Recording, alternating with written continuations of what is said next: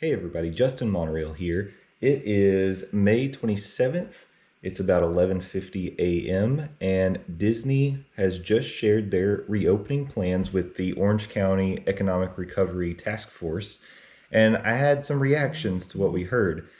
Now, I kind of feel like after listening to the presentation and hearing the questions and responses, we almost have more questions than we have answers. But what we do have are dates. So here's what we know. Magic Kingdom and Animal Kingdom are going to be opening Saturday, July 11th, so about 45 days out. And then on Wednesday, July 15th, we'll get Epcot and Hollywood Studios. So that we know for sure. Disney did say that there will be some soft reopenings going on, and they'll probably do some cast member preview type things. Maybe they'll do some pass holder preview.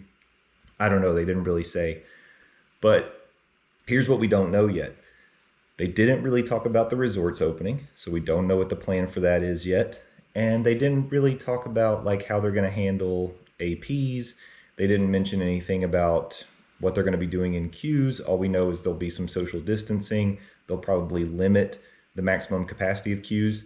We've heard some hints that they'll be implementing more virtual lines or the virtual queuing systems, but they didn't talk about that yet either. So I think we're still waiting to hear about that.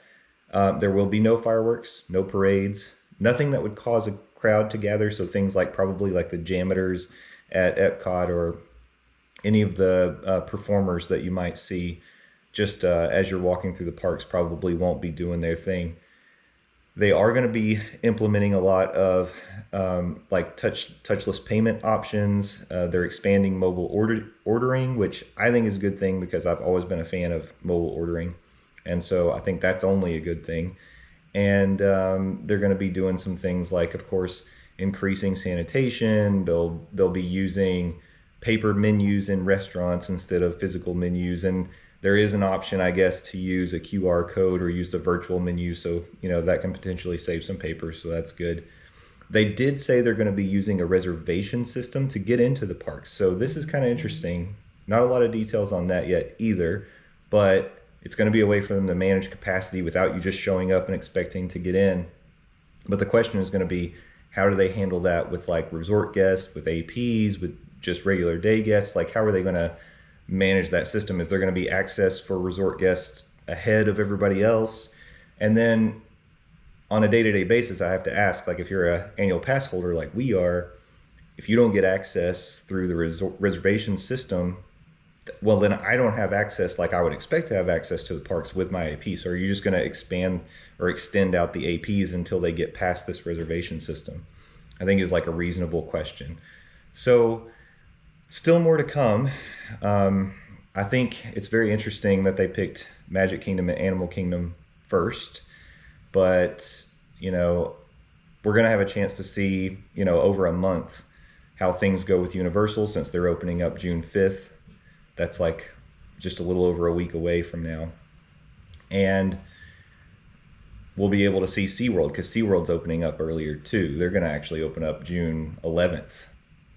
So they're coming up pretty quick. They're going to do like a employee preview appreciation night June 10th, and then they're opening up June 11th. One thing that was asked during the meeting was, what will the recourse be for noncompliance? So guests who aren't wearing masks, they're not maintaining social distancing. SeaWorld and Walt Disney both answered this question, if you want to call it answer.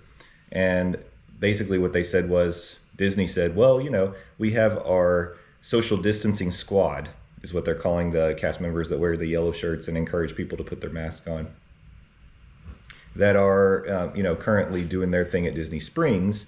And things seem to be going okay. People are listening and responding to that. First of all, that's just not true. No one, like if people aren't wearing masks, they can get reminded they're not putting them on. That's just not what's happening. But also the main response that both SeaWorld and Walt Disney World gave is, we're going to be communicating, we're going to be educating, we're going to have our social distancing squad out there reminding people to do what they're supposed to do. And we're pretty sure people are going to do it. Yeah, that's not the case either. And I think as people see that you can be non-compliant and there is no consequence, compliance is going to go down. So I think that's going to be a hard question that Disney's going to have to answer relatively soon. And SeaWorld, Universal as well, and we'll see how it goes, because I just don't think if people think that, these are guidelines, but I don't really have to do it and they're not going to kick me out, there's no consequence for me being non-compliant, then why would people do it? So we'll see. Again, a lot more questions than we got answers, probably, other than dates, and that's probably the biggest thing. Creeping back to normalcy, and that's a good thing. But I do think that it's just going to be interesting to watch. Again, it's a developing situation. We got to hope for the best, and maybe people will be on their best behavior, and I just can't wait to get back to the parks, and I'm sure you all are the same way. So we'll see how it goes. I've posted a lot of screen grabs from the Economic Recovery Task Force meeting to my Facebook group. So our Facebook group, I should say. So join that Monorail Family Facebook group. It's Monday Morning Monorail Family on the Facebook. And you can see all the documentation, the decks that were shared by SeaWorld and Walt Disney World. And, we're having conversations there about everything that's going on. The other thing that's coming up on this channel, my next Viary, that's what this is called. I know that sounds like it probably is a little close to virus. I got to think about something.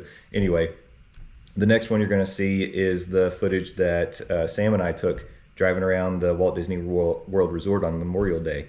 I didn't take any footage in Disney Springs, but just driving around without guests at the parks and resorts, it's really kind of an interesting experience. So I'm going to post that in the next few days, but I wanted to get something out now.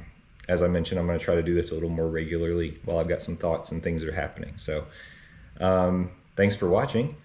Make sure you follow us on Twitter at Morning Monorail. We're Monday Morning Monorail everywhere else, and join that Facebook group. Have a great day.